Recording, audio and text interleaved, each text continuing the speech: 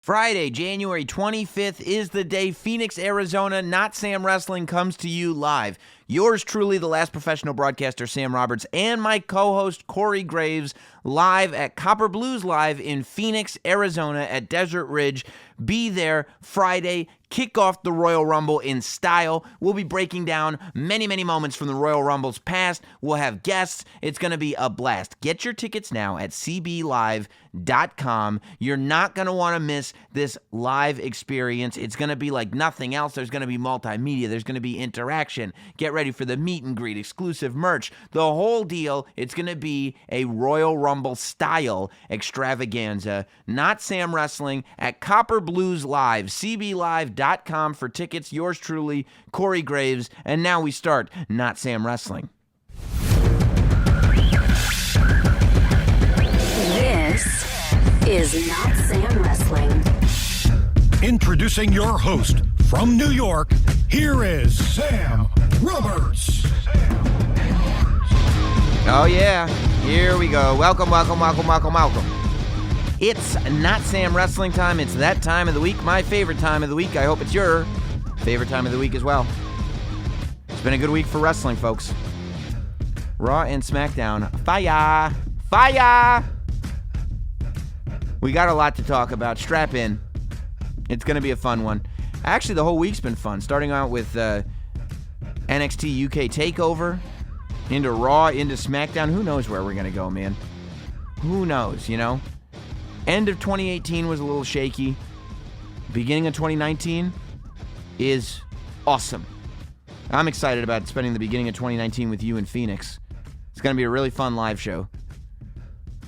I posted the poster, as did Corey Graves, on his social media. The announcement was made on Tuesday. Corey Graves is going to be my co-host at Copper Blues Live in Phoenix, Arizona. So get tickets at cblive.com. And it's going to be an amazing live show experience that you're not going to want to miss at all. You know, speaking of experiences, this week we made some big changes over on the Patreon page.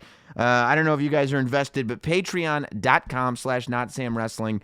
It's actually the best way to get invested in this podcast, in this whole community that we're starting. I saw the Discord room.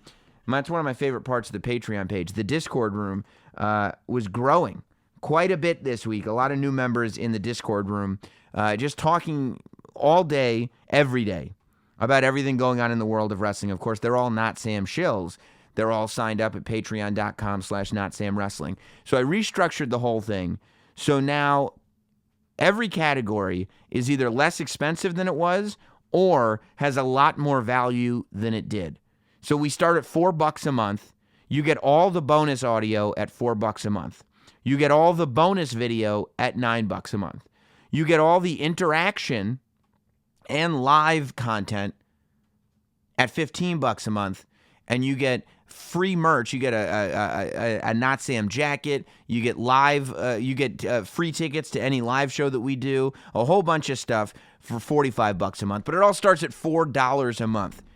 Go to patreon.com/NotSamWrestling. There's a video for everybody to see that's open to the public where I kind of got on live and explained exactly what we were doing. Everything is spelled out very, very clearly. It's really easy to now pick a category based on what you want the most out of this podcast experience. And no matter what category you pick, you're going to get a ton of value for it. And that was really one of my big goals in starting that thing. So it's very, very exciting over at patreon.com/NotSamWrestling. And of course, if you are a Not Sam shill in the Hall of Fame level, then you will you have the option of receiving free tickets to the show that I'm doing in Phoenix, Arizona at Copper Blues Live on Friday, January 25th.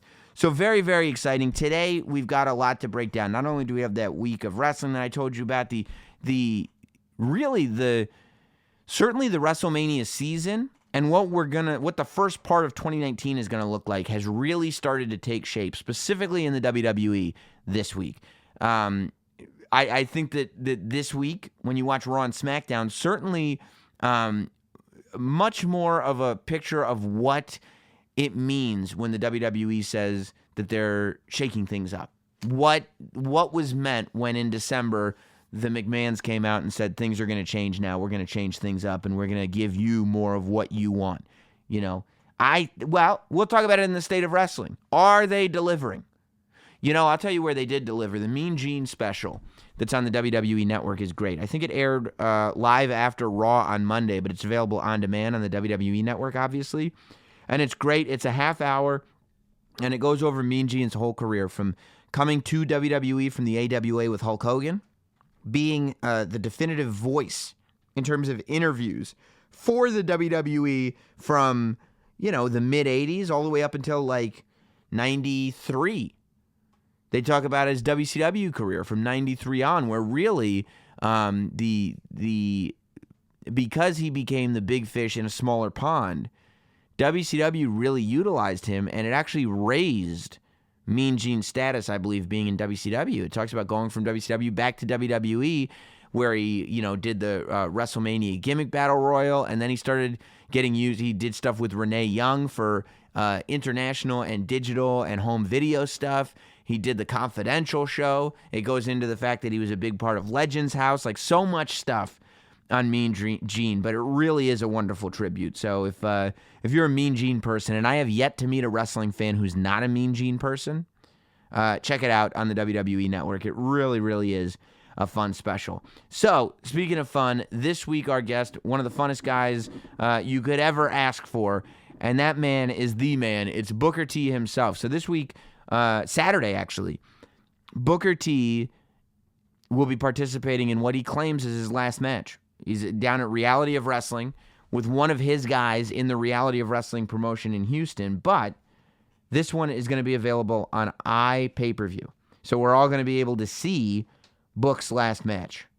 Theoretically, again. We've had a lot of guys say that it's their last match a lot of times. Booker is no liar. In his head, he may believe this is his last match. But we'll see. The guy's in great shape. If I was in the type of shape that Booker T is in and had the athletic ability that Booker T did, I would probably have a tough time retiring from professional wrestling. But that's just me. I haven't accomplished all the things that Booker T has accomplished. We talked to Booker T this week, not only about Reality of Wrestling, not only about his last match. We talk about the transition of what he learned when he got to WWE. And we talk about that in the context of All Elite Wrestling and what he thinks about them and whether, they have the tools necessary to be that big promotion. We talk about the Royal Rumble. And if, Book is sitting here wrestling in January, is the Royal Rumble a possibility for him? He says this is his last match. Is the Rumble a possibility? We'll talk about it all, and we'll do it right now. My guest this week here on Notsam Wrestling. It's either the second or the third time I've had him on. I can't wait. I got to keep track of this. I got to go back and figure out how many times Booker T has been on this podcast, because when he's on for the 5th time, I am going to have a field day. I can't wait till I can call him a 5-time guest. But in the meantime, I'll just call him a great guest. You're going to enjoy this. Ladies and gentlemen, joining us on Not Sam Wrestling this week, the one and the only Booker T. Let's hit it. The Not Sam Wrestling interview. Well, back on the podcast, and I can think of no more appropriate time than right now to have him back on. Ladies and gentlemen, all hail. He is the 5-time champion of the WCW champion of the world. He is the Hall of Famer, and he's getting ready to get back into a wrestling ring after 4 years being away. Ladies and gentlemen, Booker T, what's going on, man? What's the haps? Hey, man. I'm feeling good right now. Getting ready to, go into this weekend. It's a big weekend for Reality of Wrestling more than anything. All of my guys, all of my crew, man, they're so excited. But it's huge. It's huge. The last stand, and I truly believe that this is the last stand. You think this is This is the last time you're going to be in? You're fighting Rex Andrews from Reality of Wrestling, and you're obviously, Reality of Wrestling is your baby. I guess if you're going to have a last match anywhere, it should be at the place that you built and created, and that you're kind of trying to use to create the next generation of talent, right? Definitely. We like the AAA of professional wrestling. We're going to be the biggest. out there that's doing it from this perspective, trying to get young guys to the next level. Rex Andrews is one of those young guys who've been with me since he was 17 years old, moved from Dothan, Alabama, just totally picked up everything and moved to Houston, Texas to learn the art of professional wrestling. And he's a grown man now, and he's made he's given me an ultimatum. He's I wrestle him or he's going to leave reality of wrestling. And I can't just let him leave without going ahead and giving him a little taste of what he wants. But I don't think he's going to like the taste of it once he gets it. So did he at 17? Did he specifically uproot because he was like, I want to go get trained by Booker T. This is the person that I want to learn under. Yeah, man. I mean, this kid, he moved from Dothan, Alabama, and came to Houston and finished his education and came to reality of wrestling. And he's a grown man now. I mean, he has a business. He has a gym business that he's doing. That's doing pretty well. He trains in jiu-jitsu, mixed martial arts, as well as professional wrestling. And he's a kid that I see, high hopes for. He's a kid that I have big, big dreams for of making it to the next level. But he always just wanted to be the best at reality of wrestling, and definitely give him props for that. That's got to be crazy pressure. Like, I'd be so worried that I would develop this reputation for myself the way you have, and you'd have people moving from other parts of the country just so they could get trained by you, because I'd be worried that somebody shows up and they're like, Booker, I moved all the way from Alabama or wherever else because this is the place that I want to be and this is the business that I want to be in. And then you're the guy who, if they get in the ring and you can tell right away they just don't have the chops, you have to sit there and go, listen, guy, I hope you didn't pay for any place around here because I don't know if the move was just right. Well, I could tell you, I had this one guy. He came out. He said he came all the way from Africa, and he didn't pan out. It didn't last a week, and he blamed me for it. He blamed me for him not making it to the WWE. But the thing is, with reality of wrestling, we don't sell dreams. You know what I mean? We don't give promises that we can't keep or anything like that. We give it straight down the line as far as this is what you're going to expect. I mean, this is a grunt business. It's about paying your dues. You may never make it to the next level. That's all on you. Just like that song goes, it's on you, baby. That's all on those guys as far as how far they go in the business. But if they have the tools, if they have the attitude, if they have that it factor, I'm going to be the first one to say, "Hey, man, take a look at this guy. He may be the next one."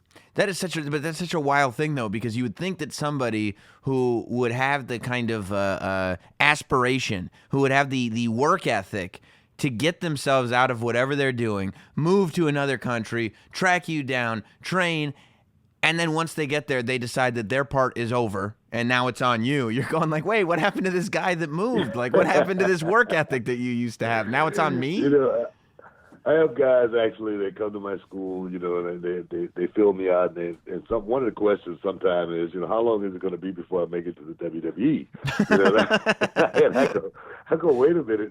You don't see a crystal ball in here anywhere, do you? I don't have any tricks up my sleeve to make that happen, But I've had them, come into my office, and they don't have any aspirations other than coming out and being the best at reality of wrestling, and then they go out there and they exceed, in the highest way, and then they go on to that next level, and then they exceed as well, like a Ember Moon, like a Brennan Williams, the ones that really, really want it and don't want anything handed to them. They want to go out there and get it on their own. That's why when Ember Moon made it to the main roster, I congratulated her, but I say, you did all the work yourself. Don't think that I did anything for you. You did this for yourself.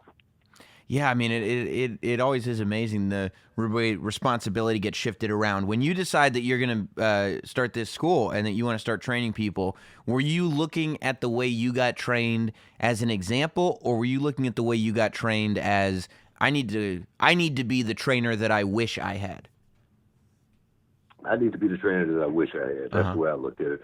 I want to give these young kids a half of a chance at making it in this business. You know how hard it is. I mean, there's so many guys out there trying to make it in this business, and there's so many shows out there where they can get so much misdirection, as well as pick up so many bad habits along the way. I want to alleviate that problem. I want to give them a chance to come into a school, learning it the proper way. Then we have the show. I tell my students, if you can make it on Reality of Wrestling, if you can make it on that roster, you may have what it takes to make it to the next level, because we've had guys that, come to Reality of Wrestling that just say, for instance, were there for 4 years, 5 years, and never got a chance to be on the show because they were not Reality of Wrestling material. There was this great interview I watched on YouTube. It was a quick one. It was like 5 minutes, but Triple H, it was in the UK over the weekend, and he was talking about the Performance Center and how, guys from all over the world with all levels of experiences end up at that Performance Center, and it's everybody from guys that have never wrestled before to a guy like Finn Balor, who's wrestled all over the world. But he said that the difference about the Performance Center and the difference with the WWE is that they go way beyond wrestling, right? Like they take guys who have had these amazing, successful wrestling careers, but then open them up and say, look, there's all these elements of the business that you might not be aware of. I mean, it starts with the basics of promos, but it's like playing to cameras and figuring out the entrance and what direction to step in and where to put your arm here so that the audience reads this, and all kinds of little details that I think that you would need years in wrestling to really understand, the intricacies of it all. Since you've had so much experience, is that something that you take with you into Reality of Wrestling when you're putting together these shows? I am. I'm a prime example. I'm a prime example of, everything that you just talked about. Mm-hmm. I first got to WWE, I was a guy that was seasoned, that had been in the business for a long time. And then I got there and, I realized I was just a wrestler. I didn't know anything about television wrestling, really. I didn't know how to go out and, create as much as I possibly can. I didn't, the character building side, I didn't know a whole lot about that. I tell, these young kids, a lot of great coaches, you may have never, heard of them from a superstar status, but trust me, they played on the team that played in the big game. They know exactly what it took to get to that level, and that's what I think I bring to the table more than anything. I've been there, I've seen it, as well as I've worked, the current champions of today, like AJ Styles, as well as I worked the past champions like a Ric Flair in the past, so I've seen it from so many different perspectives. So I try to teach not just what we did in the past, but what these guys are doing today, and then try to mix it together and take it to the next level. I always say, the This Is Awesome chant. I love the This Is Awesome chant, but I need the Booker T chant before the This Is Awesome chant. Right. You need the identifier should be you, not just the fact that everybody's having a good time here. Exactly my point. Right. So I mean, that's amazing for me to hear, though. Like the idea that is something that struck you when you got to WWE, because it's not like, you had this career and you had been in Japan and on the Indies and stuff. You were WCW's number one guy. You were the WCW champion. You would think if anything could prepare you for WWE, it would be being that guy in the closest thing to WWE, which was WCW. I mean, WCW for a period of time was in terms of TV ratings and things like that, bigger than WWE. But still, you get to WWE and it's a whole new world. Hey, man, when I was, like I said, in WCW, I was a wrestler, man. I was the ultimate wrestler. I can go out there and do it all. But when I got to WWE, I remember Blackjack Lanza. I was at a house show, and, I did a match. I can't remember who I wrestled now. I lost the match, and I pretty much just got up and, came to the back. I shook a few people's hands and whatnot. And I came on back, and Jack Lanza, he pulled me aside. He said, "Kid, you just missed a moment." You know what I mean? He told me what to do the following night, to go out there and do it totally different. And I went out there and did exactly what he said. And I'm, like I say, I'm a guy that's, 12 years in the business now almost. You know what I mean? Yeah, 12 years. And I did exactly what Blackjack told me to do. And the crowd was giving me a standing ovation by the time I got to one knee up from that same match. Wow. And then I got to my feet, people are literally clapping, like crazy. Everybody's standing. I'm walking out. I got my head down. I'm like, wow, man, I just learned something that I didn't even realize. I didn't know for that many years. I remember doing something in a match one time, and I screwed it up, and I came back, and I didn't know what happened. How did I get to that position? And this man told me, well, you should have did this when you did that. And I go, man, how did he know that? And I did. You know what I'm saying? So when people like that, it's when you're watching from an outside perspective and you know what you're talking about, you know what you're doing, you see it, it's so vivid to you. And that's what I've learned. You know what I mean? I've had so many great teachers, so many great mentors along the way. I just take from them and try to give it back at the same time. Were you like that from the beginning of getting to WWE? Because I would imagine there are people in that period of time, WCW had been so successful, there were a lot of people that were coming into WWE from WCW that hadn't been there, but had these tremendous careers in WCW that maybe would not have that attitude, that would have the attitude of like, I know what I'm doing. You don't need to teach me, okay? I'm a big star. I've been here, and would not be as open to the advice as it seems like you were. I've always been, I got a rule, and my rule is, when you're 100% of the time, you feel 100% about something, you speak up 100% of the time. When you're 99%, you keep your mouth shut. A lot of times, it's that 99% rule. You want to take it, you want to filter it, and you want to see exactly if it's good information. And for me, I was a sponge. I say, hey, let's see how far I can take this thing. I want to be able to learn, their style of working, and if I wasn't, willing to do that, I probably would have been on the outside looking in, just like all the rest of those WCW guys back in the day, Yeah. I remember, I actually remember Marcus Bagwell telling Pat Patterson, you don't have to worry about me getting over. Well, I don't think he worried about it. He didn't. You're right. He didn't have to worry about it for very long. Exactly my point. You know what I mean? So you gotta know how to, keep your mouth shut and go out there and see if you're going to get over or not before you start making certain claims. And then Booker T comes over and says, "Oh, you can worry about me. You can worry about me all you want." Oh yeah, definitely worry about me. Whatever you got, just give it to me, and I'm gonna try to utilize it. So, but that's what the business is about.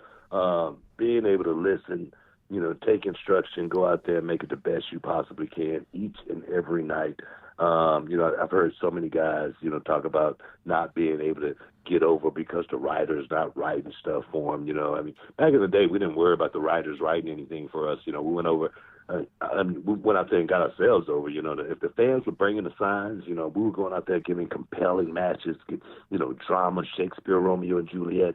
We knew we were going to get put in a good spot. That's the way the wrestling business worked then, and I really think the business still works that way today. Mm-hmm. Now, do you think when you see a group like All Elite Wrestling popping up, and they've got money, they've got the Khan family, they've got all this talent coming in, do you think that they may suffer from that same thing where they don't quite know exactly what it is that can make this product so special and so big? Or do you think that because there's a guy like Cody Rhodes running around who's experienced everything there is to experience in WWE and kind of was raised in that environment, and now Chris Jericho is around, that those brains are going to be the ones that go, no, you got to pay attention to this detail or that detail?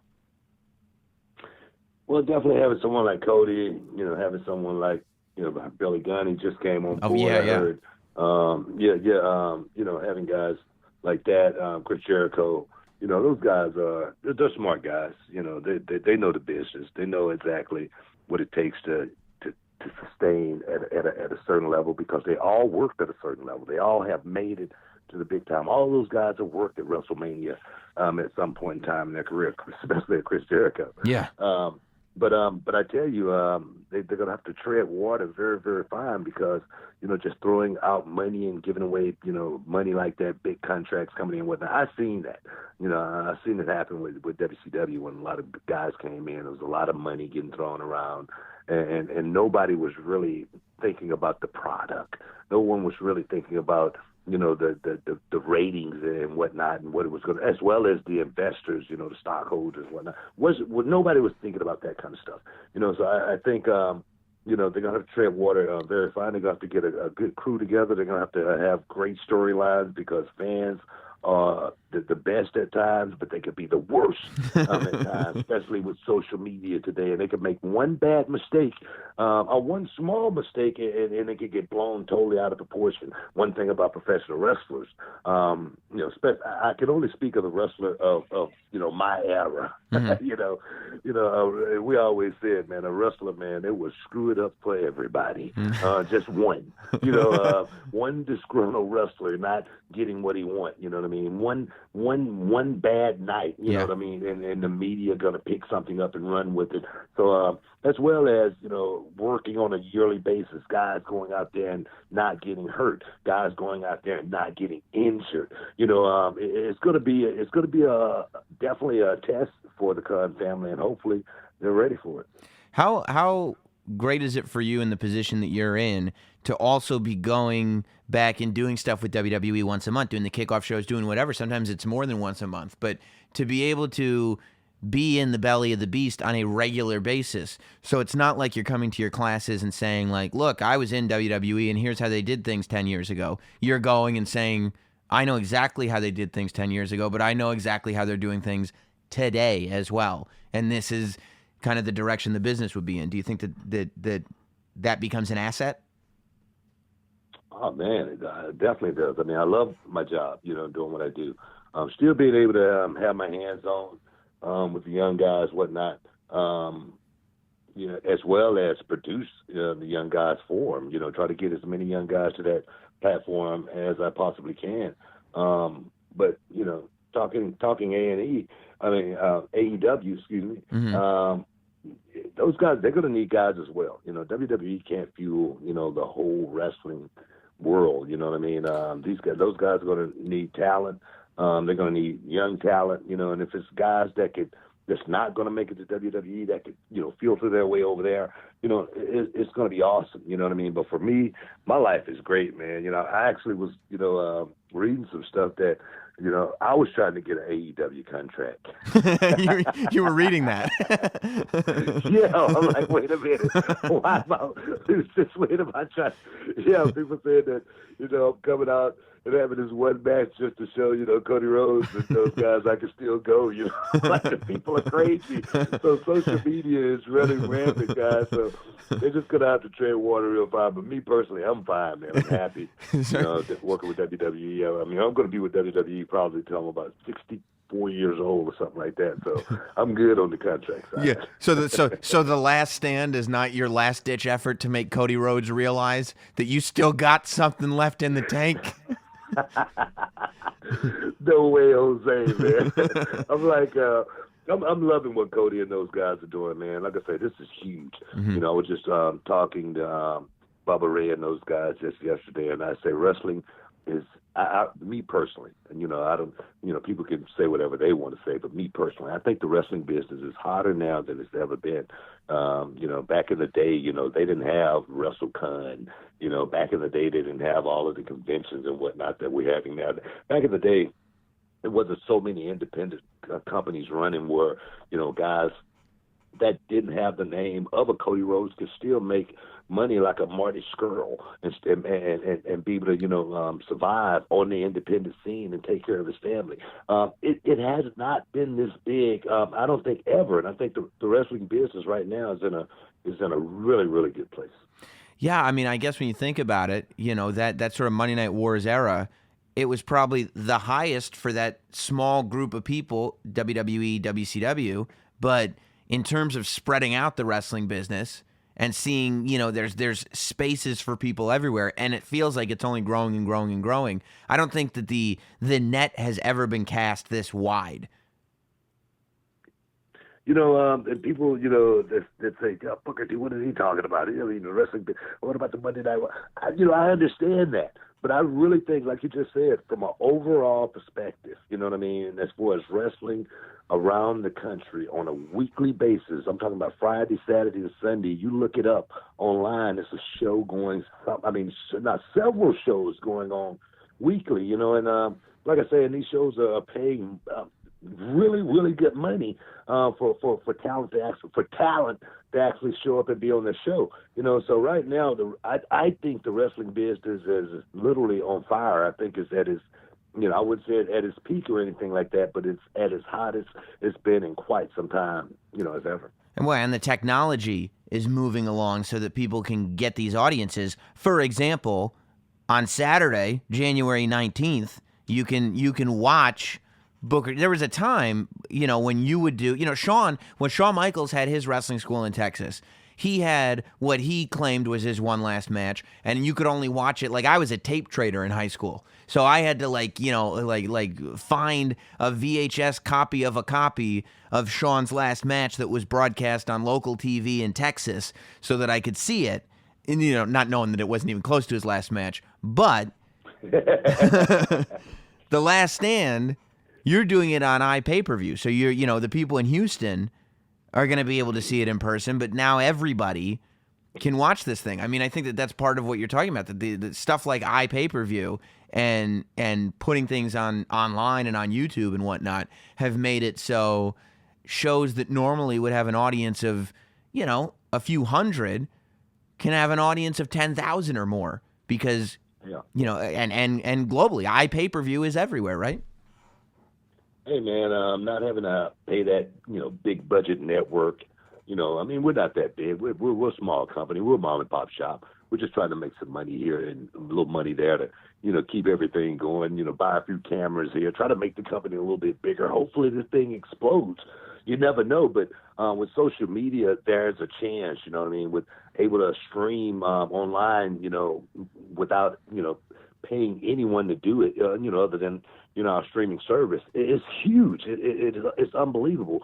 For us, Reality of Wrestling, we're getting ready to drop our own app, our own Reality of Wrestling app here within the next, few days. So people will be able to watch all of the Reality of Wrestling, content on our own platform, which is, our WWE network in a sense, So our thing is, it's beautiful, here in 2019 and the way the world is, just moved so far ahead as far as being able to do stuff like that. I always say, I can only imagine, where ECW would be if they had social media and streaming service, the way that company exploded back in the day. I can only imagine if they had what we have today, So we're just going to utilize it. The Last Stand, it's going to be up. Go to realityofwrestling.com. You can check it out. Go to Fight TV.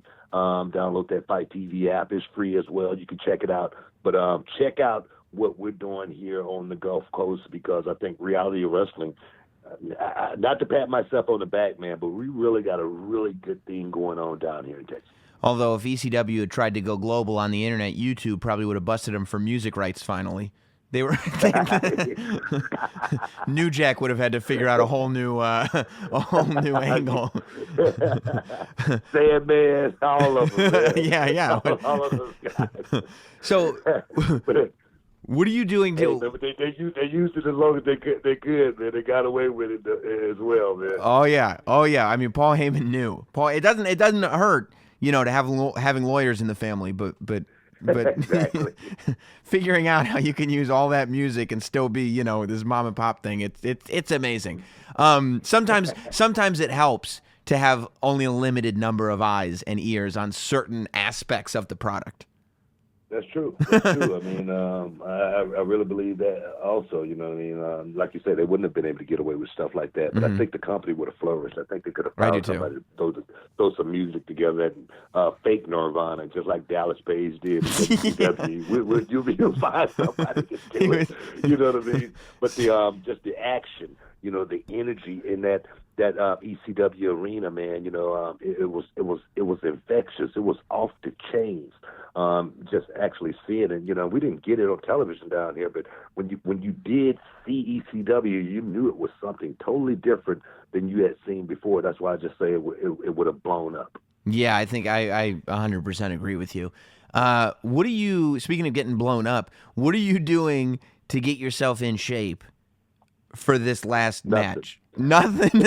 All right, like I know you've been working out forever, okay? I know last time I saw you, I think the only thing you were eating was pistachios and a lot of pistachios. You were just munching on those pistachios because it's all you could eat right now. But what are you doing to get yourself in ring shape? You know, I'm hoping and praying. That's what I'm doing. No, I'm serious, man. I'm hoping and praying that muscle memory kick in. I'm hoping and praying that, you know, it's like riding a bicycle, you know.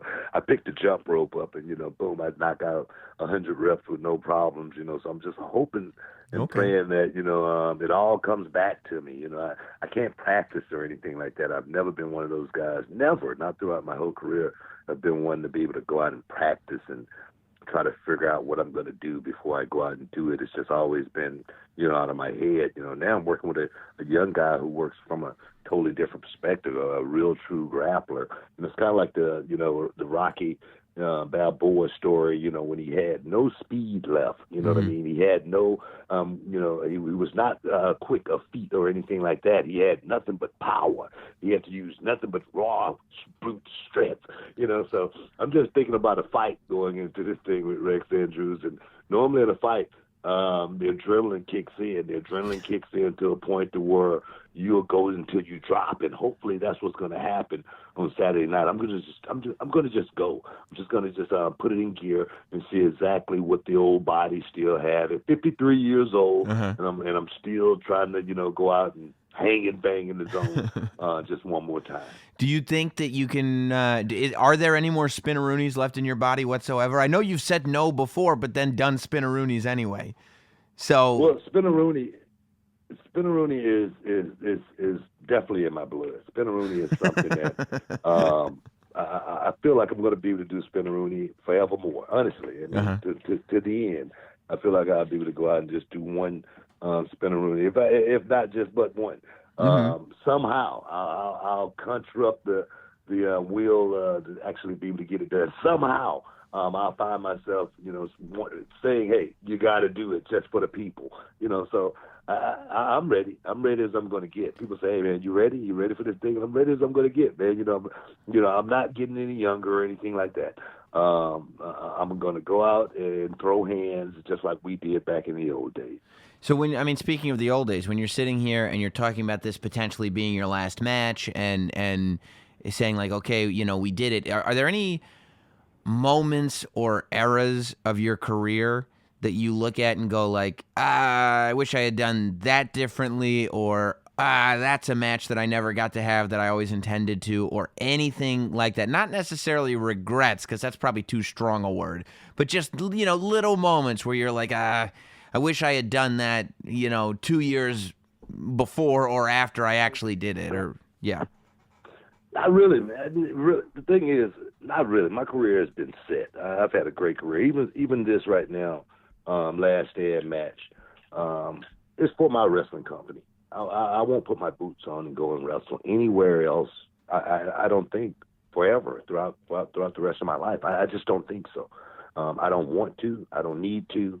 I've scratched every itch as far as that goes. This thing here is something I'm doing for my wrestling company, just like Vince McMahon would do it for his wrestling company. I mean, I've seen him do it many, many times. You know, when the ratings go down, Vince's going to show back up. And if you have to have a match, you have one. Just get people excited. That's the way it's always been. I've always vowed not to try to be that guy in my wrestling company as well. You know, I don't want to be the guy in my wrestling company. It's for my young guys. It's for my young soldiers that's, you know, building this thing for me and helping me, you know, carry it to the next level. You know, but to be able to go out there and, you know, participate and show the world that, hey, we got something, and we got something special down here at Reality of Wrestling. Hey, that's only my job and my duty. But no, I have no regrets throughout my whole wrestling career. I've done it all, man. I've seen it all. And the beauty of it, man, I'm still here. The beauty of it, I'm still doing it. The beauty of it, I got the best seat in the house at every pay-per-view, you know. So yeah. I could not ask for more out of my career. I don't know too many people have had, you know, a ride like Booker T has had, you know, this 28 years, man. It's been awesome.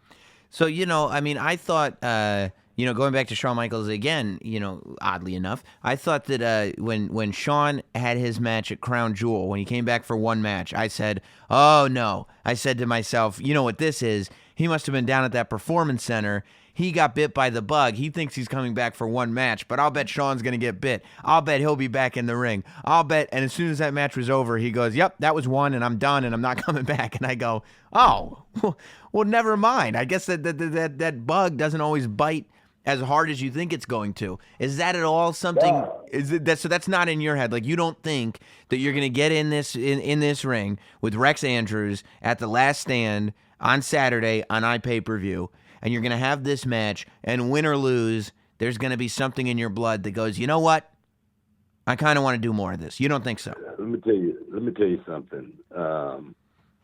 Wrestling is hard. Wrestling is not. It's not easy. Yeah. For me to have been out of the ring now, like I say, 4 years, almost 4 years to the day,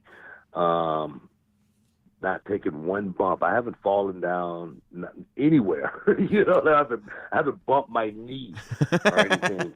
But no, I'm serious. And then they have to get in the ring and know you're going to have to, put yourself through that. It takes a certain mentality. It's a young man's game. And for me, I don't think I'm going to get in the ring. And I can honestly tell you this. I don't want to do it. Okay? Right. I can honestly tell you. No, I'm serious. I can honestly tell you. I can honestly tell the world. I do not want to get inside of that squared circle. When I'm, just say for instance, when I go to WWE events, yeah, I make sure I'm at least 25 yards away from the ring. I have a phobia about being around the wrestling ring. I do not ever want to be, within the vicinity of a wrestling ring anymore in my life. So for me going into Saturday night, I'm afraid. I'm a little nervous. I'm a little scared as far as this moment goes, because I don't relish my body ever feeling like that ever again. I know what's going to happen. I know come Saturday night I'm going to go out and I'm going to leave it all in the ring. I know that. I know come Sunday morning I'm not going to be able to roll out of bed. I know come Monday morning, Charmel is going to have to try to pull me up out of bed because it's going to be that much worse. Come Tuesday morning, things are going to maybe start leveling out Wednesday and Thursday and whatnot, but it's going to take 4, good days to get over that one night, So I'm not looking forward to this one bit, not one bit at all. I just love the way I got it, but I got to do it. You got to do it. And I love the way you phrase that, because now every fan listening knows that if you ever in the future see Booker T in a wrestling ring, you have to know that no matter what his face looks like, no matter what his actions tell you, no matter what's going on, he doesn't want to be there. Booker T does not want to be there. No, I don't. That's not. I'm not just saying that either, man. Right. I'm really not. I'm not just saying that. I mean, this is all. My guys have been trying to, talk me back into the ring for a long time. Look, why don't you just have one match and do it? And I'm like, I just can't. But now I have a reason. I have a reason to actually go out there and do it. I'm going out there and facing literally Rex Andrews. This kid's a prodigy. He's literally one of the best. The business is going to get a chance to see here in the future. This guy's going to have a hell of a career in the WWE. I'm going to just go out on a limb and say it. This kid's going to have a hell of a career. But for me to get my hands on him first to test him and see exactly how good he really is, it's going to be a pleasure for me come Saturday night. So I always come at you from the fan perspective, whether it's when we're talking, whether it's on the kickoff shows, no matter where because that's my perspective. That's all I know. And I'll tell you as a fan, and what I think other fans are going to see when they're watching this is not only get to see you, not only get to see Rex, but there's this idea in the back of all our heads that we're looking at the calendar and we know it's that time of the year. We know that it's the middle of January, right? And Booker T is wrestling for the first time in 4 years. So in my mind, and I think in a lot of fans' minds, we've got this picture of Vince McMahon hearing about the fact that this match is happening, because that Vince knows this match is happening. Hearing about the fact and hearing about this and going, Book, we got the Royal Rumble. We need a number 22 in this Royal Rumble match. get your ass in that ring. We need you, buddy. We need you in the Rumble. What if you get the call and Vince says, look, it's not a match. I know. You don't want to have another match. You don't have to have another match. But number 22 is wide open. We need it. We need Booker T in the Rumble this year. Hey, you know what? An invitation to the Rumble is not something that you can turn down. Okay. It's not like going out and having a singles match or anything like that. But, if I was to slip on a banana peel, by the grace of the gods, by somehow and win the Royal Rumble, right. I could set myself up for a big downfall. Yeah, because that's what I was going to say. With your luck, it would be down to Booker T and John Cena and Seth Rollins. Cena and Seth Rollins eliminate each other, and Book is left in the main event of WrestleMania. Yeah, and I'm back on the roster.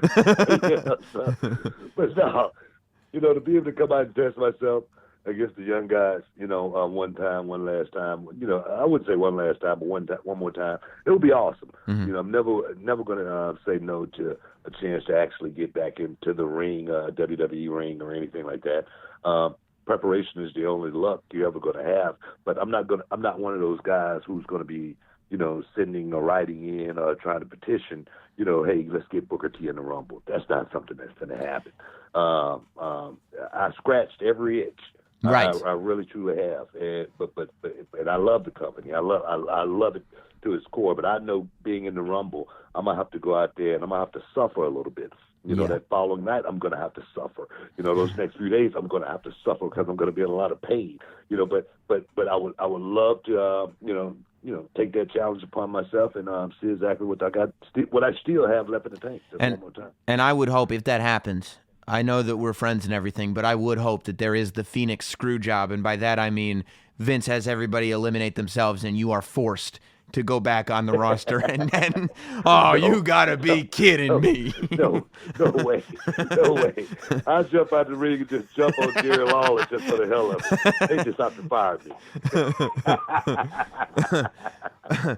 Well, listen, I want everybody...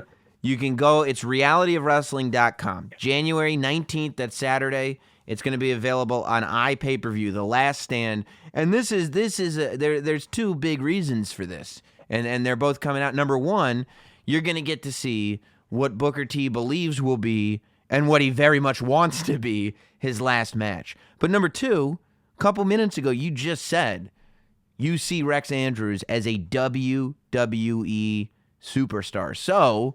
if people want to get on this bandwagon now and say, oh, yeah, I've been watching Rex Andrews forever, get this iPay-per-view, watch Booker T's last match, but you can also watch what the man that you believe, Booker, will be the future, and that's Rex Andrews.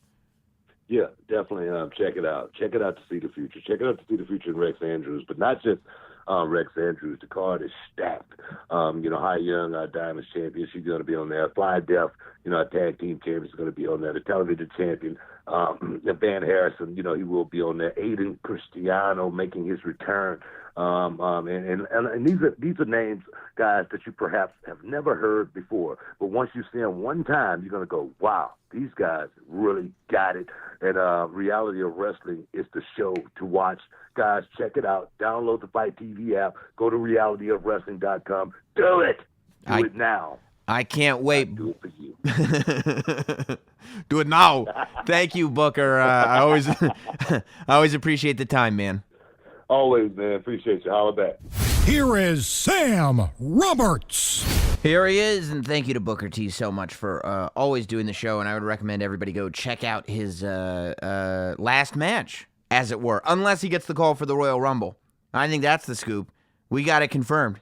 If Booker T gets asked to be in the Royal Rumble, he'll be in the Royal Rumble. I really do think that if that Booker T music kicked in Phoenix, Arizona, people would lose their minds. And he did promise us that he's got a spinneroonie in him, so I don't see, Master McMahon. If you're listening, I think it would be fitting that you would invite Booker T to be in the Royal Rumble. But by the way, we'll talk in the State of Wrestling about how great Raw and SmackDown both were this week. But how about that match between Andrade and Ray, huh? And I call them by their first names because I guess that's why we do. But technically right now, Rey Mysterio is still Rey Mysterio. I don't know. I guess Andrade is Andrade if you're watching the show. I guess Andrade Cien Almas is kind of a mouthful. But, I don't really care so much. This has happened so many times to so many people. And it's never a negative thing. I think it's just a matter of preference. People are really annoyed about it, though. I don't think it's worth getting annoyed about. Honestly, nobody misses calling Cesaro Antonio Cesaro. They just go, yeah, Cesaro. That's what we call him now.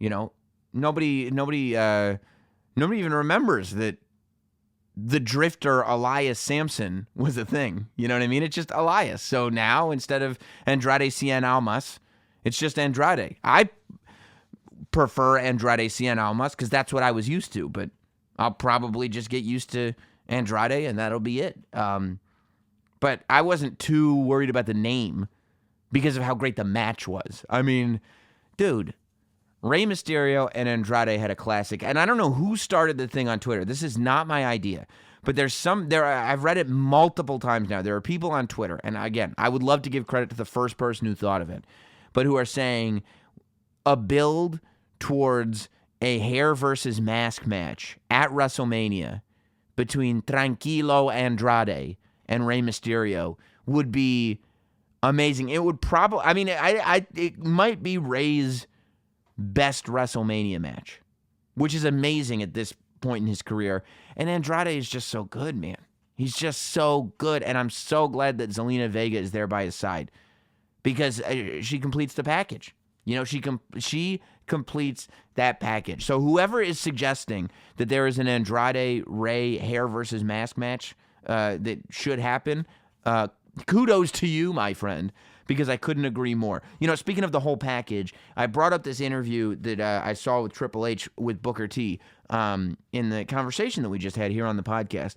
And I actually wanted to play a little bit of it for you. It's on YouTube. The Inside the Ropes YouTube channel posted it.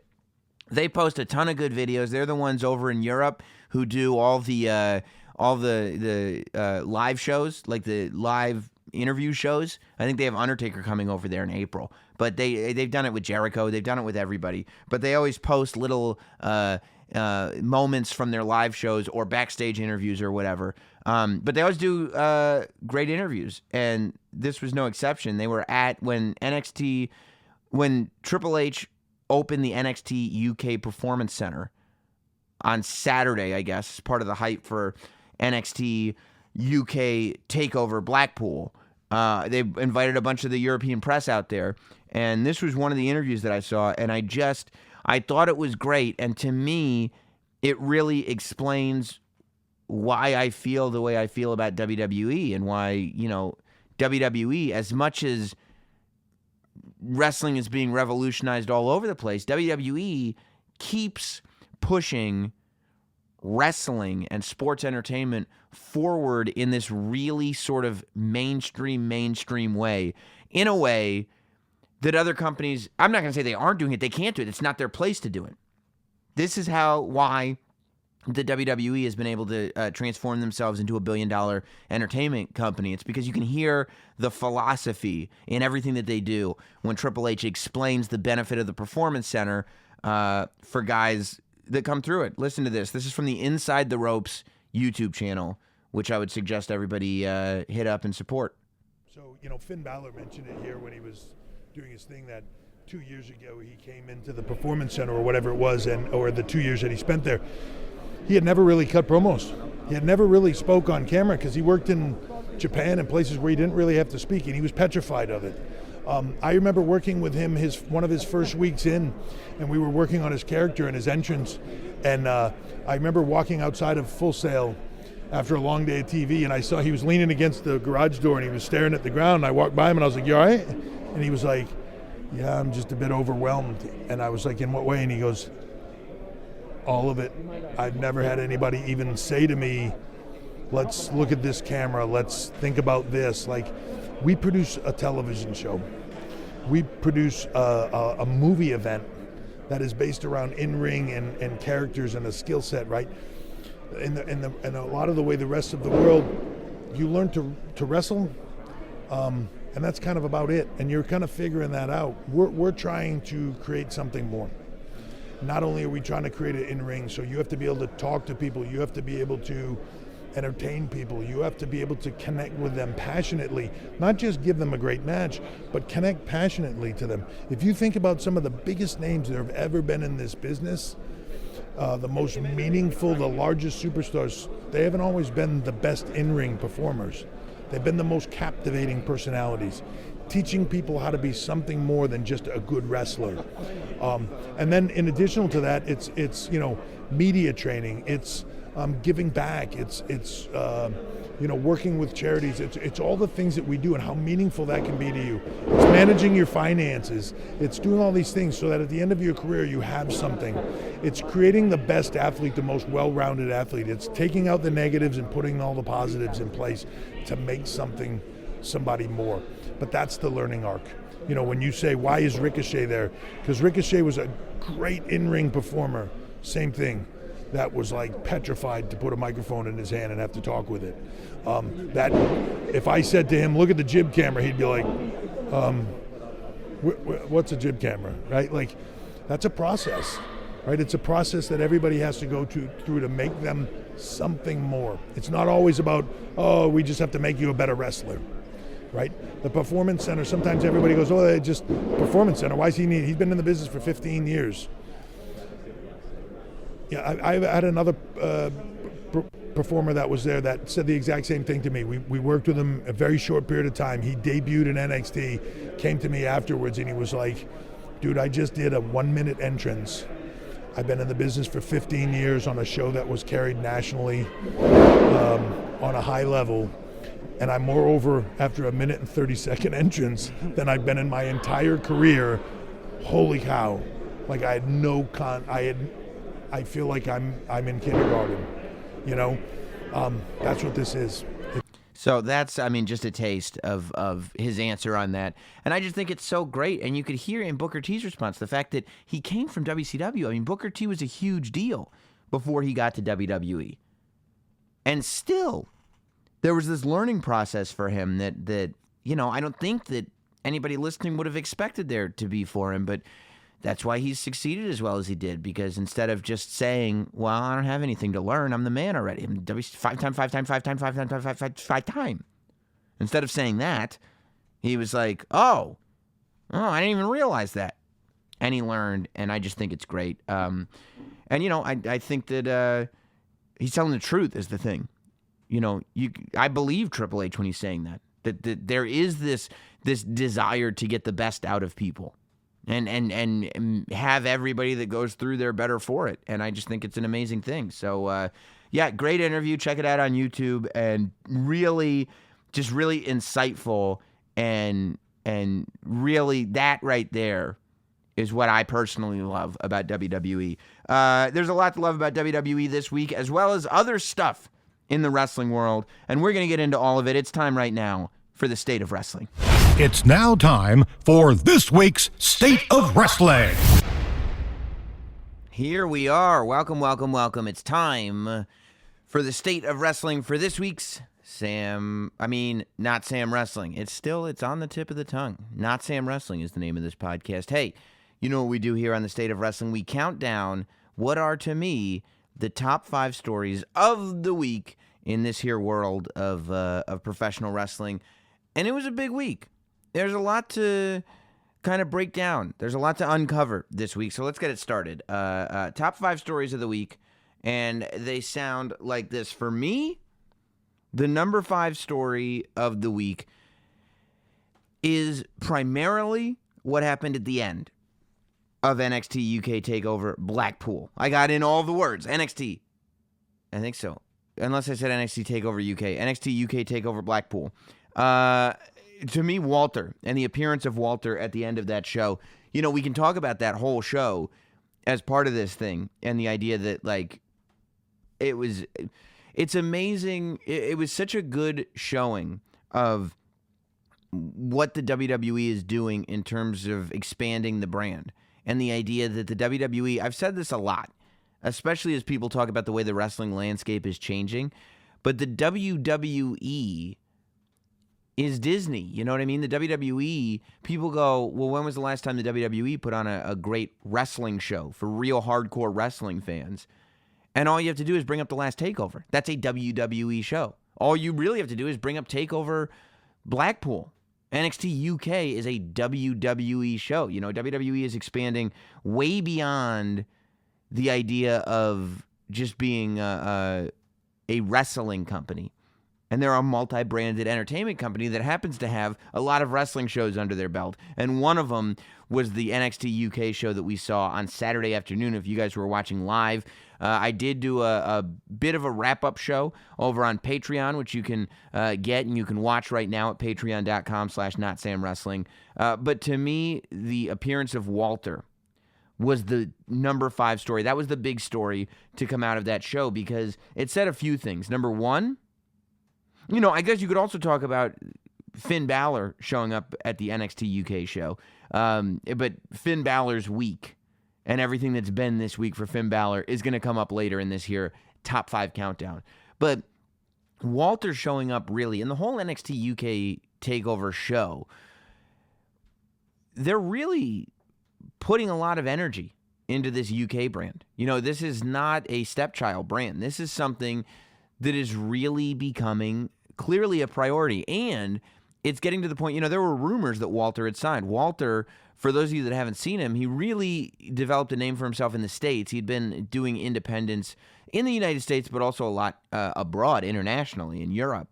But Pro Wrestling Guerrilla, PWG, Walter had developed a pretty rabid cult following of fans who were seeing him every week or every month or so at PWG shows.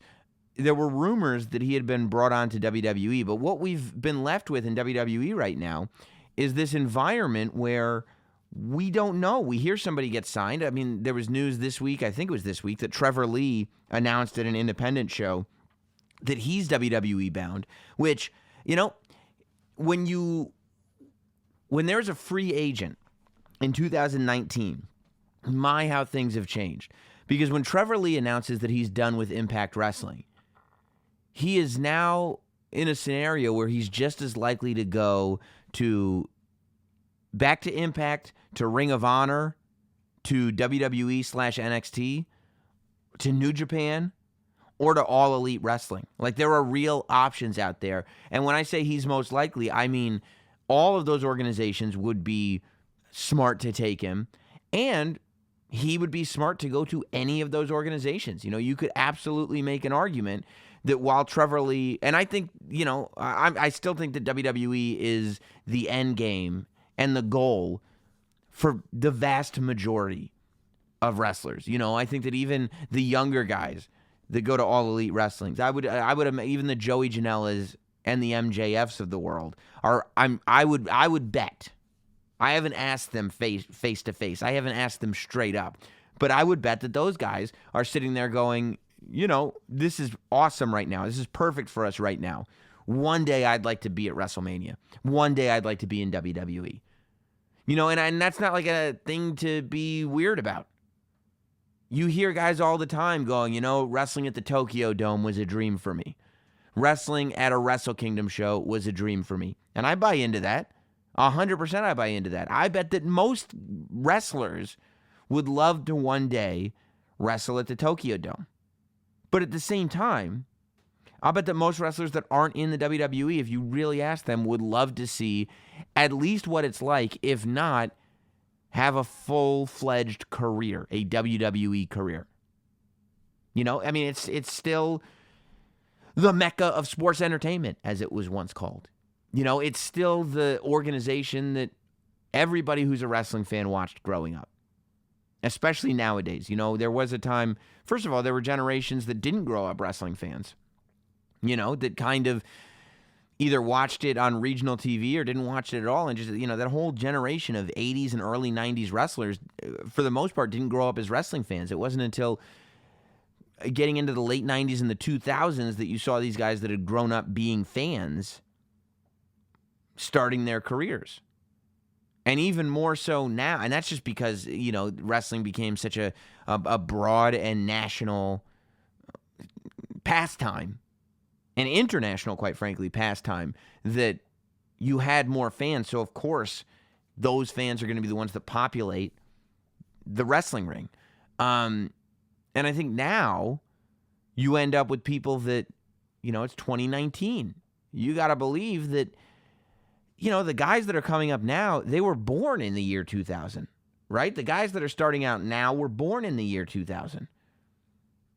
If you were born in 1990, that puts you at 29. A lot of the guys grew up in the Attitude Era and really had a lot of formative years in a post-WCW world.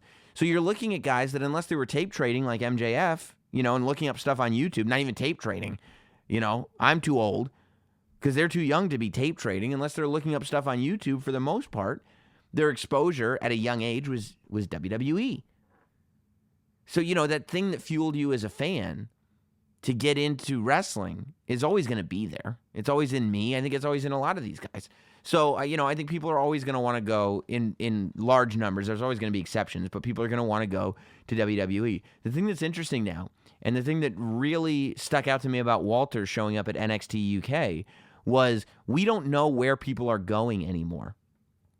When somebody signs to WWE, we don't know what that means until they debut, and it really is an interesting thing. Trevor Lee, does he, Punishment Martinez was a Ring of Honor television champion, and he just started working NXT live shows. He didn't have a big sort of, debut. He didn't have any moment in the NXT crowd. It depends.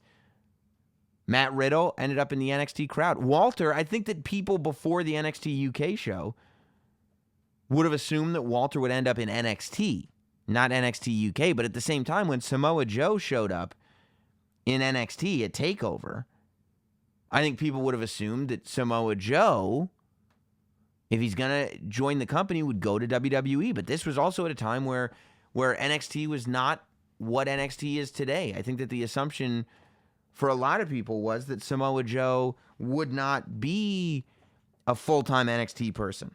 There were people saying, no, but Samoa Joe's never going to leave NXT. And that comes up now.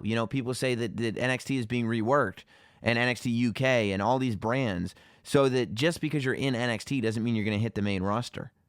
But that was said back then, the word on the street was that Samoa Joe was coming in just to do NXT shows, add a little bit of star power, but he would never be on the main roster. And now, he spent the summer having WWE Championship matches with AJ Styles. He's one of, behind maybe Daniel Bryan, he's the biggest heel on SmackDown right now. He is the proving ground for Mustafa Ali.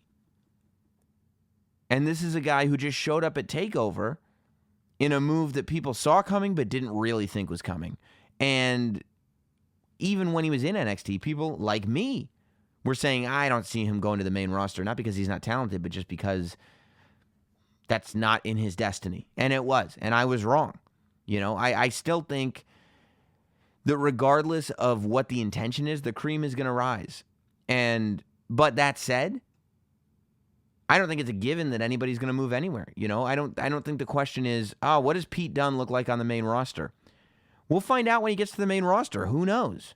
But right now, he's the face of the NXT UK brand. Oh, what is Walter going to be like when he shows up at NXT TakeOver to fight, whoever, Matt Riddle?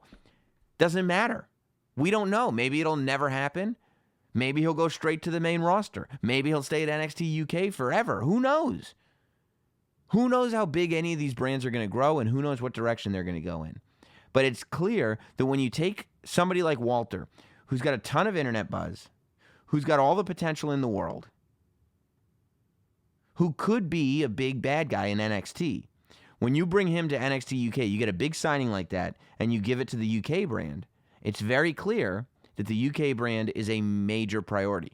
I think that and that's something I was thinking about when I was watching the UK TakeOver show, and they were showing Pete Dunne Pete Dunne as one of the members of the War Games group that won the War Games match at TakeOver. I'll say it again, War Games in November.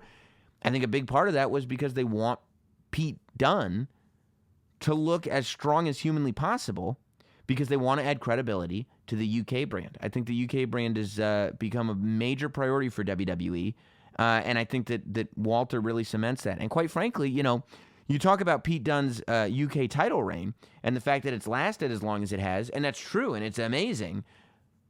But he hasn't had serious challengers. From the minute that Pete Dunne, and I don't mean serious, of course, I mean challengers that penetrate the audience. And I don't mean literally, because they're not allowed to do that. But I'm saying when the UK tournament first went down and Tyler Bate won the UK championship, all eyes were on Pete Dunne. They were on Tyler Bate too, but the eyes were on Pete Dunne as well. It was very, very clear that Pete Dunne was a big-time star. And the American fans that were watching on TV, on the network, were all invested in Pete Dunne. And I don't think that investment has been made. Maybe Mark Andrews, maybe, but in terms of being a credible UK champion, I think that the American fans are fully invested in Mustache Mountain. And that's it. So unless you're going to trade that title around Mustache Mountain, I don't see it coming off Pete Dunne for a very long time. Unless you find a new opponent. And they did with Walter. Walter is a guy who you heard the UK audience freak out for him. They felt good enough about him that he deserved that sort of surprise entrance, turn the lights off, do the whole deal. They're giving him all the credibility in the world. I mean, I would imagine that between now and whenever the next UK TakeOver pay-per-view is, that Walter's just going to tear through the UK division. That Walter is going to come across as unbeatable. And when Pete Dunne steps in the ring with him, whenever he does, for the first time, we're going to sit there going, I don't know how Pete Dunne can win this match. And I think that that's what's been lacking in Pete Dunne's title reign, and I'm really happy to see Walter there doing it. Now, speaking of people moving from brand to brand and the shifts and everything, let's move into story number 4, and that's the way the NXT call-ups were displayed on the main roster. So I think that this week, more so than any other week of WWE programming, the shift in storytelling and the shakeup itself was fully on display. The way Raw was the best show it's been in many, many months. And a big part of that is because of the way the stories were told and the way the show moved. The show moved quickly. The show was exciting, and the show was unpredictable. Same with SmackDown. My only negative thing to say, my only complaint, I guess, if you even want to call it a complaint, is that SmackDown and Raw felt very similar in the way that the shows were moving. And I still feel like in order for the brand extension to feel real, it should not just be different talent on the two shows, but the two shows should feel entirely different. And maybe that means, completely separating the writing staff. I don't know. That's a technicality that is way above my head. But I think that the shows should feel a little bit more different. That said, both shows were great this week. And, I think that the way the NXT call-ups are being displayed is throwing everybody for a loop. We saw Nikki Cross as the surprise six-woman in the six-woman tag match on Raw. She was partnering up with Bayley and Natty. Bayley, Natty, Nikki, all together, and of course they got the big win. We saw Heavy Machinery interrupt a moment of bliss. We saw EC3 in line trying to talk to Vince McMahon about getting the match with Brock Lesnar. Now, I think that moment was wasted a little bit because the crowd didn't see it. So when EC3 is just kind of standing there, we don't hear any reaction because the crowd didn't see it. But nevertheless, he was there, and we see Lacey around as well. Over on SmackDown, EC3 was again backstage. Nikki Cross, even though she wrestled a match on Raw, she was backstage on SmackDown yelling at Rey Mysterio. I thought we were going to lead into a Rey Mysterio-Nikki Cross match. I probably preferred the Andrade match, but who knows what's happening these days on SmackDown. Of course, Heavy Machinery was there when Becky Lynch was walking through and fed her a tuna fish and egg and protein shake. Oof. It was disgusting, but good on Becky. I was watching that segment. I watched it again on YouTube, looking for cuts when they could have moved the blender so that Becky didn't actually have to drink that. I'm pretty sure she drank it. Who knows what else was in there before? I feel like if this was the 90s, that would have been a very dangerous thing to drink. That would have been one of those things where, like the Godwins had slop, and when they would throw it on Sonny, who knows what anybody else backstage had thrown into that bucket. But I think in 2019, we don't have those issues as much anymore. And, of course, Lacey was watching the match from backstage. It was made clear on Raw by the commentators that the NXT call-ups, we have not seen Lars Sullivan yet. And that's either, some of the rumor websites were reporting that he wasn't on Raw, or he had walked out, or he had some kind of issues. It could be that. It could be that they're waiting for him to be a monster and they want him to have a special debut. Who knows? But this has thrown everybody for a loop because they've never done this before, where people are just kind of around. And the commentators on Raw announced that the NXT call-ups that have been teased over the last several weeks, for the first time, were going to be going in between brands until they settled on exactly where they were, that they would be on both Raw and SmackDown. And they might not be wrestling, they might be backstage, but they're very slowly being introduced to both brands. I think this is smart. I was thinking about it, and because it was different from what I'm used to at first, I was like, what are they doing? I was like, come on, Heavy Machinery shouldn't be doing this, or Lacey shouldn't be doing that, or let's figure out who they are. Let's give them a place to be, a reason for being on one of these shows. Let's get them in. Let's get them in the mix. Let's give them a storyline. Why isn't EC3 coming out and just interjecting himself in that Fatal 4-Way? Like, let's go. Let's do this. But then I thought about it more. And, there is not a great success percentage when people are just brought up from NXT and thrown into the mix. When they're like, here they are, these are their characters, here's their entrance, blah, blah, blah. Because I think part of it is that they don't have that immediate click unless they're giant NXT stars. Because NXT is still it's a small show. This is a show that is only watched by people with the WWE Network, and only a fraction of the people that actually have the WWE Network. You're talking about a mainstream audience in Raw and SmackDown, a lot of which are not watching NXT. And these guys come in, or girls come in, and the audience doesn't know who they are necessarily. Or, the main roster knows that they want that talent, but isn't quite sure what that story that they have is going to be yet. So what do? They end up throwing them into something that they're not ready for, or that's not quite flushed out, or that the audience isn't quite behind yet, and it ends up not really working. I think that doing things this way allows people to slowly get familiar, not only with them, but most importantly, with their characters. I think that the reason that these specific 6 people, 5 acts, are the ones that are being brought up from NXT are they have deep, rich characters that you can clearly explain to an audience. And they did that in all those vignettes. But I think and I think that, in the vignettes, like EC3's character comes across very easily in a vignette. Lacey's character comes across very easily in a vignette. But I don't know if Heavy Machinery's NXT true characters came across in those vignettes, or they just look like they were big tough guys, Nikki Cross, who knows? I think that what this does, this method that the WWE is using now, is it allows people to get familiar not only with the characters, but get comfortable with these characters interacting with the main roster. Get comfortable with these characters and their interactions with everybody that they're used to seeing. So it becomes this idea where when EC3 finally steps into a ring, it's not going to be we're excited because EC3 came from NXT. It's going to be we're excited because we've been watching EC3 backstage and he's developed this problem with somebody, or his personality has come through in this way. I think that this is a different way of looking at it, and so it's unfamiliar, and so a lot of us are kind of scratching our heads at it. But realistically, how many people are out there complaining that people come up from NXT and it doesn't go well for them? How many people are complaining about the Authors of Pain? How many people were complaining the rule of the Ascension?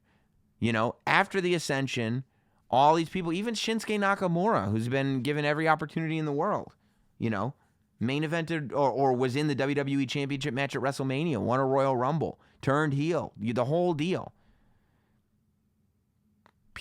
a lot of people don't like the way he's been handled since coming from NXT. Even Asuka, who maintained her undefeated streak and went to the Women's Championship match at WrestleMania over the past year before she won the Women's Championship back, not the greatest year.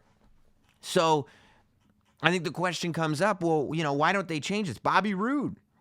A lot of people dissatisfied at the way Bobby Roode has translated to the main roster. So now they're changing it. So now WWE is switching up the way they do things to maybe have a greater degree of success in the way these people are adapted and adopted onto the main roster. I think it's exactly what WWE should be doing, is rethinking the way this stuff happens if this stuff doesn't always work. And quite frankly, it doesn't always work. I think that Heavy Machinery being a part of that Becky Lynch protein shake, I thought that the Moment of Bliss thing was a little weird. It was fun. It was a little weird, especially with the way the thing just ended and they started the next match and everything. It was like, okay. But, I thought that the Becky Lynch thing was great. I liked the idea that Lacey is just around, Nikki Cross has been given amazing exposure with her match and then just with her acting like a lunatic around Rey Mysterio. So I actually think that this has the potential to be very, very good. I think that we've been waiting for something different for a long time, and this is the different thing. This is the NXT call-ups being slowly transitioned onto the main roster as opposed to, boom, here they are, here's their music, here's their act, here's their match. Plus, when you're bringing 5 acts onto the main roster around the same time, do they all just come in, have a match, have an entrance, win the match, because they can't lose, right? And then go forward? Like, you can't do that with 5 acts all at the same time. So instead, let's just kind of sprinkle them in and see where everything lands. I like it. I think it has the potential to be really, really good.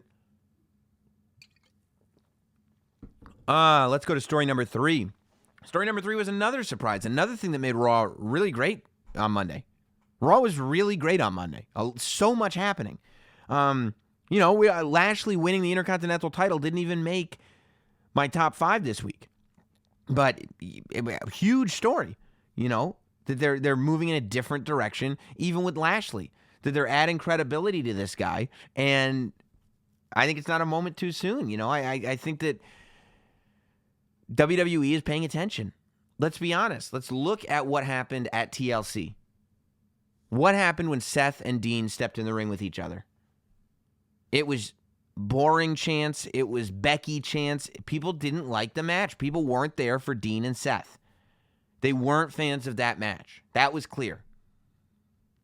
People were there for the main event, which was the Triple Threat Women's TLC match. And Seth and Dean didn't do it on that night. I still think Seth and Dean are 2 of the best performers all around in WWE right now, and certainly on the list of some of the best ever, But, but they didn't do it. This rivalry wasn't working. WWE made some missteps in the way this story was told. It just wasn't quite clicking, so we're ending this thing. We are ending this thing. We're taking the Intercontinental title out of the equation altogether. We're putting it on Lashley, and we're moving forward with it. And I think that that's a good idea, The idea, I think that if you're looking to get Seth more in the main event picture as we approach WrestleMania, you got to get him away from Dean, and you got to get him away from the Intercontinental Championship. Because you don't want him to be the Intercontinental Champion, but at the same time, you don't want him to be a guy who lost and can't win back the Intercontinental Championship. So get that title out of the story. Find something new for Dean Ambrose for the time being. And boom, you got Lashley, and put Lashley wherever you're going to put Lashley. Now that he's got the Intercontinental title, I think it's going to add a lot of spice to whatever rivalries that he's got. I think Lashley is a good choice for it. But that's not my number 3 story. My number 3 story this week is the Women's Tag Team Championship being announced. This could have been one of those things where Santa Claus Vince McMahon announces it on the Christmas Raw. He says, next year we're getting Women's Tag Team Championships. Everybody freaks out, but there have been many instances where, that's an idea. That's just something that's a goal that we want to do, but it's months go by, nothing happens, and who knows if we ever actually get the tag team championship. But credit to WWE, they're listening. I think they heard people get excited. So what, 3 weeks later, they have the tag team championship titles on display for a moment of bliss and a plan for them. It's not like we're going to have this tournament that lasts, 250 weeks and eventually we'll get to tag team champions that we haven't planned yet, and by the time we get there, nobody will care. It's going to happen at Elimination Chamber, at the pay-per-view after the Royal Rumble, and it's an interesting way to do it. We're going to have 6 teams, 3 Raw teams and 3 SmackDown teams. Obviously, 2 start out, 4 are in the chambers, and the winner is the WWE Women's Tag Team Champions. Now, you would have to believe that means that title is going to go from brand to brand, which will be interesting because I guess you're just going to have to build stories where, let's say a Raw tag team wins it. Let's say Becky and Sasha win the title. Between Elimination Chamber and Fastlane, they're on Raw, so they would have to set up some kind of rivalry with maybe the Riot Squad. At the pay-per-view, do Riot Squad versus Sasha and Becky, and then at the pay-per-view, I keep saying Becky, Bayley, and then at the pay-per-view, have Sasha and Bayley get bum-rushed by the Iconics, and then Sasha and Bayley start showing up. I would imagine that they're going to treat this, because they're right not to have 2 tag team championships, there's not enough women, but I would imagine that they're going to treat this the way they treated the WWE Championship during the original draft, which is if you have the Women's Tag Team Championship, you get to go from show to show. And that's the only team that goes from show to show. So I love that it's happening, and it adds a new element to all this stuff. I think when you're looking at Sasha Banks, I think Sasha Banks really, really delivered on Raw with Ronda. I really do think that she delivered, but that's because Sasha finally got to be the natural villain that she is. Sasha Banks is a natural villain. There's something about her, when Sasha starts being confident, it comes across as cocky, and it comes across as not only does she think she's the best, but she clearly thinks she's better than you. And not in a way of like, yep, I just work really hard and I'm at my best. It's, no, I'm a 10 and you're a 7. I'm better than you. This doesn't just mean I'm good. It means you're bad. That's the way Sasha comes across. And I think that's the way she should come across. I think that's the way she comes across naturally. When she does that, it's believable. It's interesting. And I think going forward, that we should have Sasha Banks and Bayley. If we've left them together this long, they should be going towards those women's tag team championships. But I think what we should end up with is this relationship where Sasha is clearly in charge and is treating Bayley like crap. I think Sasha needs to take this all the way. This needs to go well beyond the Ronda match. Because, Sasha Banks wins, loses, wins, loses, wins, loses. And all of a sudden, when she gets rude to Ronda Rousey, she gets really interesting.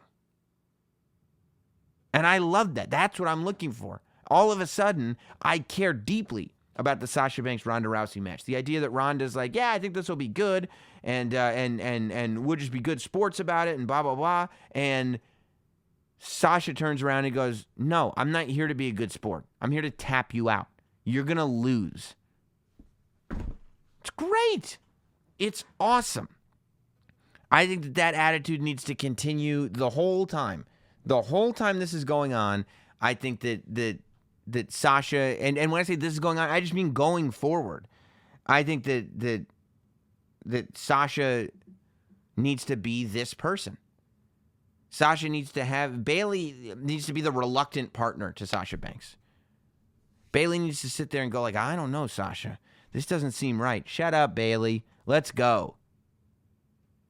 And put the tag titles on him. And have Sasha hold up both tag titles, And have Bayley, no, it's okay. It's okay. Sasha's right. This is what Sasha likes. This is, she's brought us here and blah, blah, blah. And eventually, you can finally have that build up and blow off between Bayley and Sasha. But I think if we've learned anything from what Sasha has done on Raw this week and in all the lead up with the Ronda Rousey stuff, it's that Sasha belongs being a bad guy. Sasha's best work was still probably as that at the very end of her NXT career when she was the legit boss. Sasha's ratchet. No, she's not. I talk about it all the time. You know, I used to come on here every week and talk about how Sasha Banks was my favorite wrestler because I believed the character. Sasha Banks can pull off that character better than most people can pull off most characters. And I think now is the time to dip back into that world. You know, I'm very high on it. And I think that not only does it make the Ronda match interesting, but it will make the tag team title situation, the women's tag team title situation, very interesting. And it'll create that tension between her and Bayley. I just think it'll be great. Moving on to story number 2. I don't even know where this is coming from. I've been trying to look like why this was written this way. But there was an article in Forbes, and I read the snippet of it, and it's all over the internet now. And they're talking about AEW. They're talking about All Elite Wrestling. And it says something like AEW is not going to have any problems. They've got some of the best wrestlers in the world and Cody, referring to Cody Rhodes. And it's like the author went out of his way to say, like, you know, Cody is a great asset to the company. They've also got some of the best wrestlers in the world. Like, why are you taking a crap on Cody? I want to talk to the writer of that article because it kind of felt like it came out of nowhere, like just a shot taken to be a shot because it was an article that was complimentary about AEW. I think that's the gist that I got from what I read. It felt like it was complimentary towards AEW, but then all of a sudden, shots fired at Cody. I don't know. I saw it everywhere. You know, do I think Cody is one of the... Well, you know, who's in AEW right now that are the best wrestlers in the world? You've got Jericho, the Bucks, Cody, Neville, Hangman Page, Joey Janela, MJF. You know, I would put Cody on par with all of them. You know, who is that much better than Cody that you have to go out of your way to say that Cody is not one of the best? I don't understand it. You know, a lot of rumors popping up this week about people trying to get releases from WWE contracts. I don't really want to get into too much of that because all of it is rumors and hearsay and just stuff being posted on random websites. Yeah, but you know, there are a few people from WWE that there are rumors about shifting over to AEW or at least asking for their releases and whatnot. We'll see what happens. You know, I have no idea. But, you know, I just thought the Forbes article was weird. Let's get to the number 1 story of the week. And I think that this is a no-brainer slam dunk story. We start Raw with the limo with Vince McMahon. We go to the Baron Corbin, Braun Strowman segment. Baron Corbin runs away. Braun Strowman chews up Vince McMahon's limo. Mr. McMahon comes out, lets Braun Strowman know not only is he fined $100,000, he just lost his main event match at the Royal Rumble. Just like that, Braun Strowman has to go home, and now they're going out and they're finding a new opponent. They go through the locker room. They allow people to appeal. Jerry Lawler tried to get the match. Kurt Hawkins tried to get the match.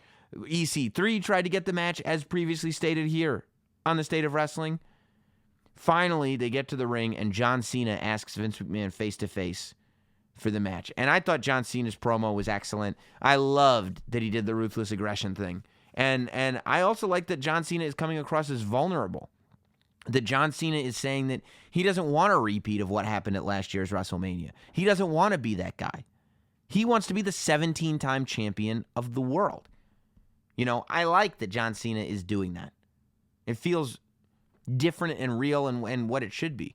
But yeah, so John Cena comes out, and then Drew McIntyre comes out, and then Baron Corbin comes out, and then Finn Balor comes out, and Drew McIntyre lays out everybody, and a fatal 4-way is announced for later in the evening, with the winner getting a shot at Brock Lesnar in the Royal Rumble. Now, Jinder Mahal comes out, and he says, I would like to be in the fatal 4-way match, Mr. McMahon. And Mr. McMahon gives Jinder a match with Finn Balor, with one of those two going on later to be in the fatal 4-way. So what you do, you got the situation where, of course, Finn Balor wins the match against Jinder. But what you've done is first you've set up some doubt that maybe they're going to screw Finn Balor out of this. He's not going to be in the Fatal 4-Way at all. Then when he is in, you go, okay, well, they put this match in, so now the odds are stacked against him. So either he's going to have that big Rudy win, or he's got a built-in excuse as to why he didn't win this one and wants a Universal title shot down the road. Vince McMahon said he didn't believe in him. So, we're now building this storyline. So there's many different directions that you could go in with this. But Finn, first of all, you have to wonder when and why this decision was made. Lots of theories up in the air. Some people think that it's because Braun Strowman's injury isn't healed. Some people think it's because Braun Strowman's promo was so awkward with Brock Lesnar last week. Some people think it's was all part of the plan from the beginning. It would feel weird to me that it was all part of the plan from the beginning. This definitely feels like something that was decided this week. This definitely feels like something that was either decided over the weekend or that was decided on Monday before Raw. What led to that decision? I have no clue.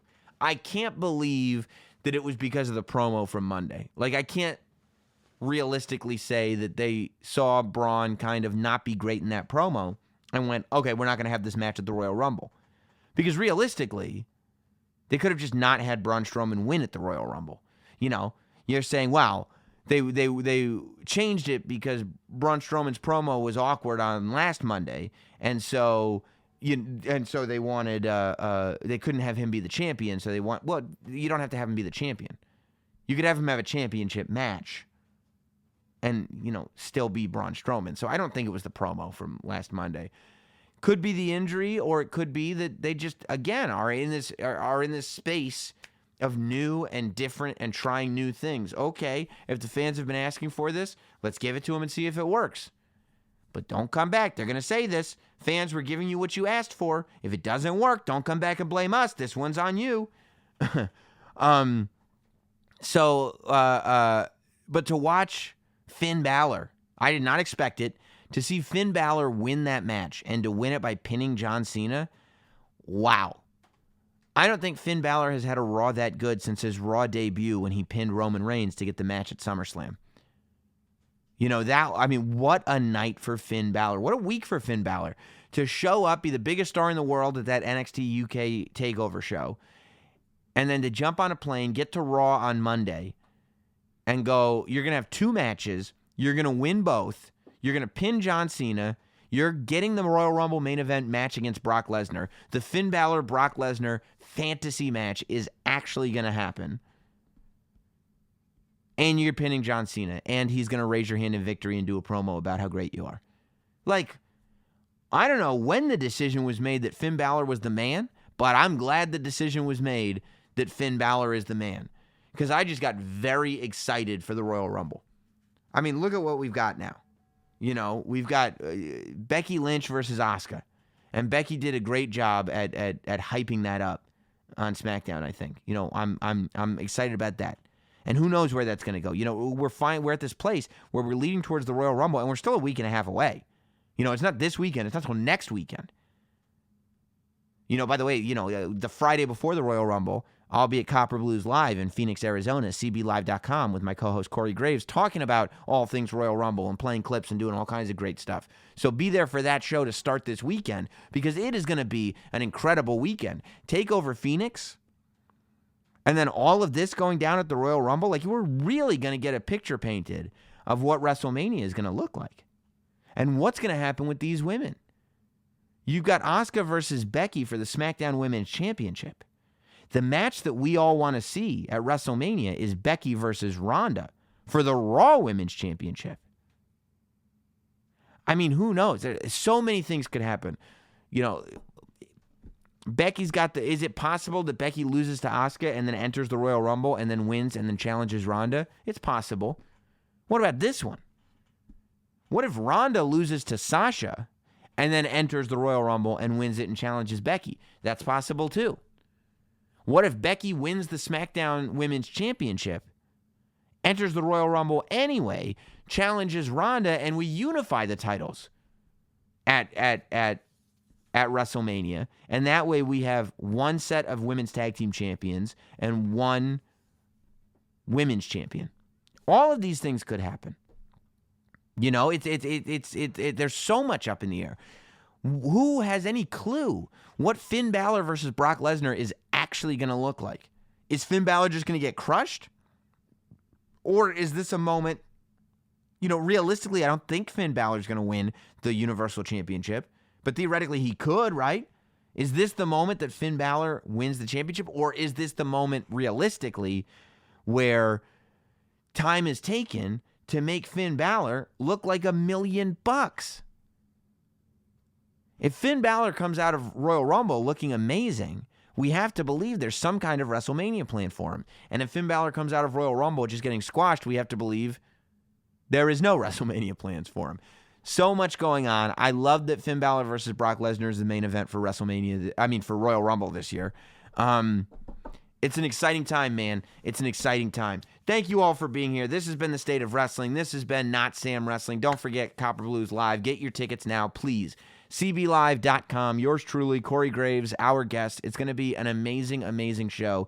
CBLive.com to get tickets for Friday, January 25th at 7:30 p.m. live in Phoenix, Arizona. And we will see you next week right here on Not Sam Wrestling.